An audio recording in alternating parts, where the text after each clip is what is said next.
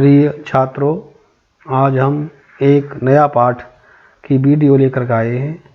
अपनी हिंदी की साहित्य का 12वां पाठ, जिसका नाम है लखनवी अंदाज, जिसके लेखक हैं यशपाल। यह यशपाल का परिचय। यशपाल का जन्म 1903 में पंजाब के फिरोजपुर छावनी में हुआ।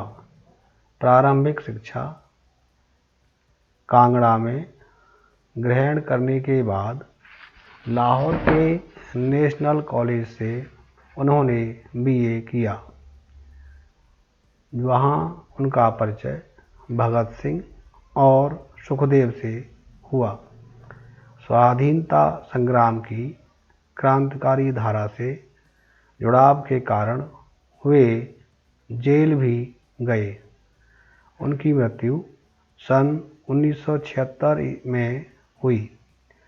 यशपाल की रचनाओं में आम आदमी के सरोकारों की उपस्थिति है।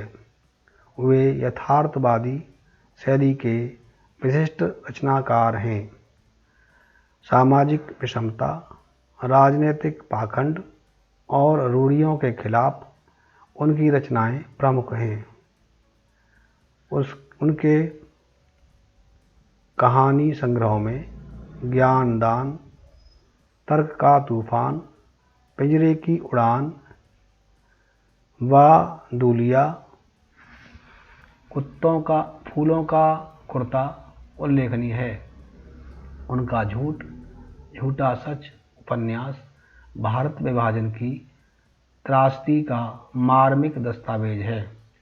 अमिता, दिव्या, पार्टी कामरेड, दादा कामरेड, मेरी तेरी उसकी बात उनके प्रमुख उपन्यास हैं।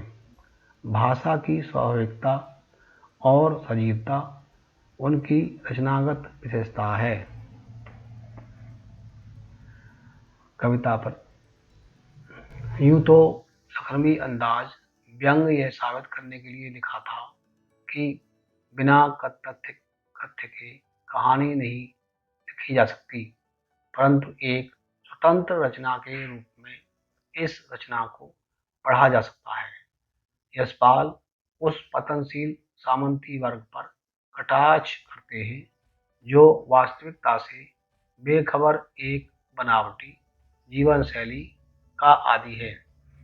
कहना न होगा कि आज के समय में भी ऐसी परजीवी संस्कृति को देखा जा सकता है। इस पाठ के शब्दार्थ मुफस्सिल, केंद्रस्थ, नगर के इर्द गिर्द के स्थान, सफेद पोश, भद्र व्यक्ति, किफायत, मितव्यता, समझदारी से उपयोग करना, आदाब अर्ज, अभिवादन का एक ढंग, गुमान, भ्रम, एहतियात, सावधानी, बुरक देना, छिड़क देना, स्फुरण, फड़कना, हिलना, प्लाविन, पानी भर जाना, पनयाती, रसीली, मैदा, अमाशय, तस्लीम, सम्मान में, सिर खम करना, सिर झुकाना, तहजीब, शिष्टता, नफासत, स्वच्छता, नजाकत, कोमलता, नफीस, बढ़िया, एब्स्ट्रैक्ट, सूक्ष्म, जिसका भौतिक अस्तित्व न हो, अमूर्त, शकील, आसानी से न बचने वाला। पाठ का सार, लेखक को पास में ही कहीं जाना था। लेखक ने यह सोचकर सेकंड क्लास का टिकट लिया कि उसमें भीड़ कम होती है। वे आराम से खिड़की से प्राकृतिक दृश्य देखते हुए किसी नई कहानी के बारे में सोच सकेंगे। पैसेंजर ट्रेन खुलने को थी। लेखक दौड़कर एक डिब्बे में चढ़े, परंतु अनुमान के विपरीत उन्हें डिब्बा खाली नहीं मिला।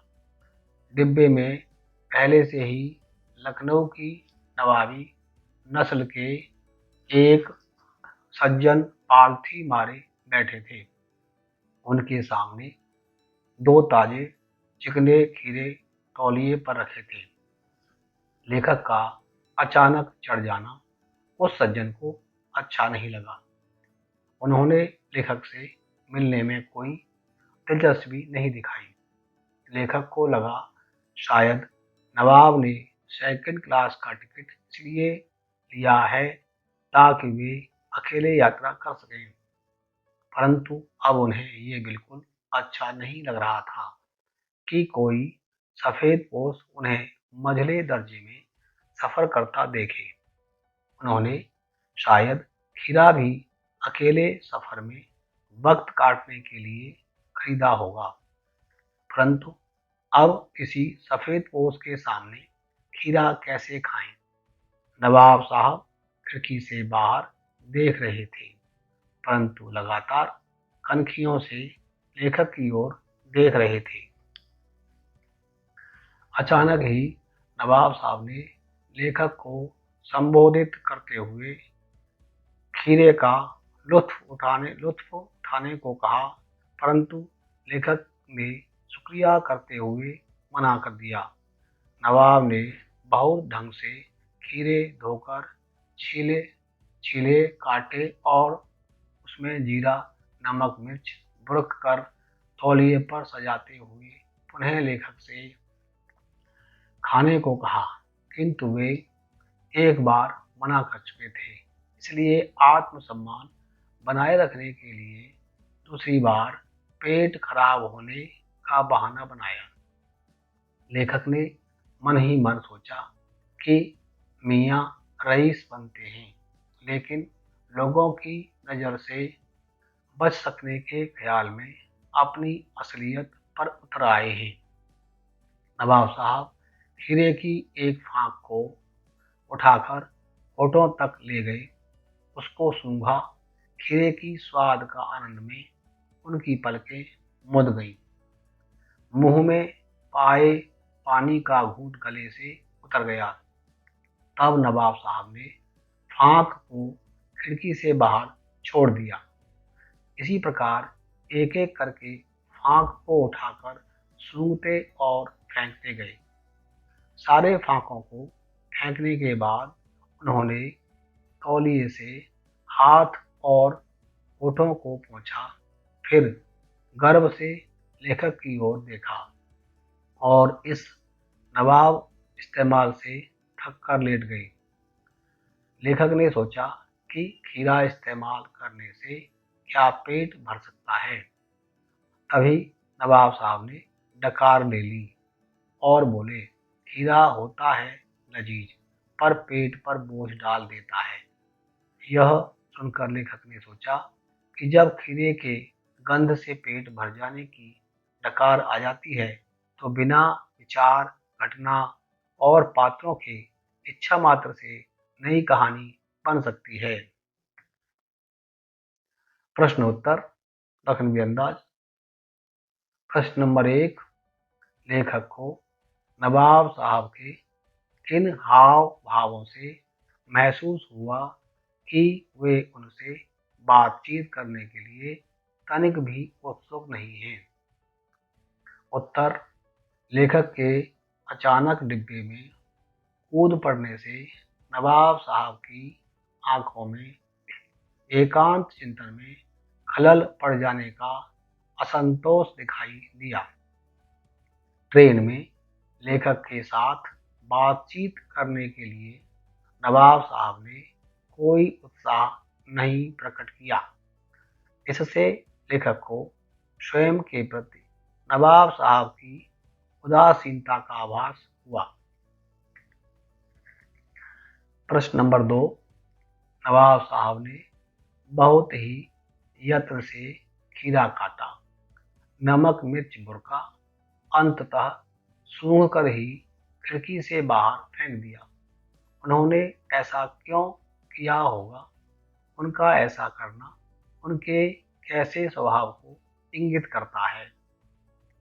उत्तर, नवाब साहब ने बहुत ही यत्न से खीरा काटा, नमक मिर्च बुरका अंततः सूंघ कर खिड़की से बाहर फेंक दिया।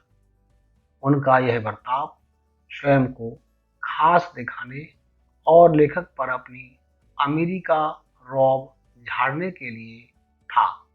उनका ऐसा करना दंभ, मिथ्या आडंबर, प्रदर्शन, प्रियता एवं उनके व्यावहारिक खोखलेपन की ओर संकेत करता है। प्रश्न नंबर 3, बिना विचार, घटना और पात्रों के भी क्या कहानी लिखी जा सकती है? यशपाल के इस विचार से आप कहां तक सहमत हैं? उत्तर, अपने इस कथन के द्वारा लेखक ने नई कहानी के दौर के लेखकों पर व्यंग किया है कि किसी भी कहानी की रचना उसके आवश्यक तत्वों, कथावस्तु, घटना, पात्र आदि के बिना संभव नहीं होती। घटना तथा कथावस्तु कहानी को आगे बढ़ाते हैं, पात्रों द्वारा संवाद कहे जाते हैं। ये कहानी के लिए आवश्यक तत्व हैं।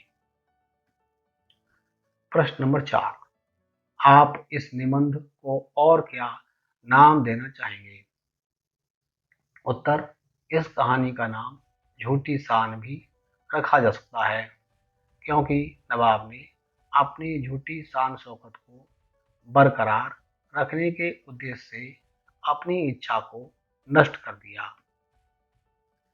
प्रश्न नंबर 5, नवाब साहब द्वारा खीरा खाने की तैयारी करने का एक चित्र प्रस्तुत किया गया है। इस पूरी प्रक्रिया को अपने शब्दों में व्यक्त कीजिए। उत्तर, सेकंड क्लास के एकांत डिब्बे में बैठे नवाब साहब खीरा खाने की इच्छा से 2 ताजे खीरे एक तौलिए पर रखे हुए थे। पहले तो उन्होंने खीरे को खिड़की से बाहर निकालकर लोटे के पानी से धोया और तौलिए से साफ कर पानी सुखा लिया। जेब से चाकू निकाला, फिर बड़े सलीके से छीलकर उसकी फांकें बनाने लगे। खीरे की पतली फांकों को करीने से तौलिए पर सजाया। उसके बाद जीरा मिला, नमक और मिर्च छिड़का। इसके बाद एक एक करके उन फांकों को उठाते गए और उन्हें सूंघ कर खिड़की से बाहर फेंकते गए। इस चैनल को लाइक करें, शेयर करें, सब्सक्राइब करें और बेल आइकन घंटी बजाना ना भूलें। धन्यवाद।